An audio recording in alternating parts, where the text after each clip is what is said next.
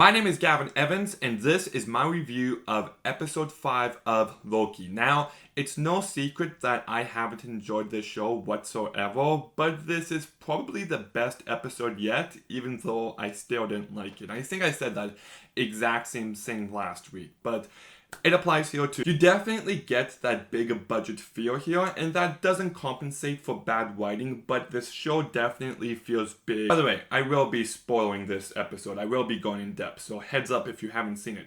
But I did like the fact that there was a crocodile Loki or an alligator Loki. Okay, I still don't know the difference between crocodile and alligator, but one of the two Loki. That was just a very weird addition, and I dug that. Richard E. Grant's in this episode, and he's not great in it or anything, but he does a perfectly fine job. There is a few good moments, especially one moment where President Loki comes into the picture, and everybody just betrays each other there. And I kind of like that because Loki actually get to watch how pathetic and how just awful his constant betrayals are and how overdone and over the top they are. And I like that aspect of this episode. And I will say that the music by Kate Herron, I believe is the name of the composer, is really good, but it mainly relies on it for the heavy lifting of the dramatic stakes. So the music's still good, but the writing in those sequences was really bad, and I was really reliant on that music. I just don't care for these characters. Like, why do I care for Loki besides he was in the other MCU movies? He's really just in the show. Like, even though he's talking a lot, I don't find that the show actually digs deep into his character, which I know is very controversial to say because people love it for its character exploration. But I don't think that when everybody tells him, you are alone, you think that you are bad, and then he has a look on his face like, oh, I am alone, and I am a bad guy. I don't think that counts for diving into the character. I just think it's very lazy writing. And I just don't care for his relationship with Mobius. Why should I care? They were fighting with each other for episode 1. Episode 2, they worked together. Episode 3, they're not together whatsoever. And then in episode 4, they're together for like 2 minutes while Loki tells him the truth. Like, that's it. That is the foundation for this relationship I'm supposed to really care for. And it's the same deal with Sylvie. Sylvie's not in episode 1. She's a villain in episode 2. In episode 3, they spend time together, and I guess that counts for relationship building, but you don't buy a single second of it. And then episode 4, they're completely apart. So the entire foundation for this episode is based on the emotional impact of those two relationships. And it just doesn't exist. The entire time, I'm just like, well, the music's telling me to kill, but I don't. And what's even the plot of this show? Like, when I review the entire show, I'll be going more into this, but what is the plot? Like, in one sentence, describe what the plot of this show is. There is no single cohesive vision behind it. It's just, oh, this is this week's episode. Oh, now we go here. And I'm watching BoJack Horseman right now, which I absolutely love. And it's a very episodic show, but every single character beat builds off the last. And it might be an episodic show, but each episode has purpose, and it builds momentum for characters, and it's so well done.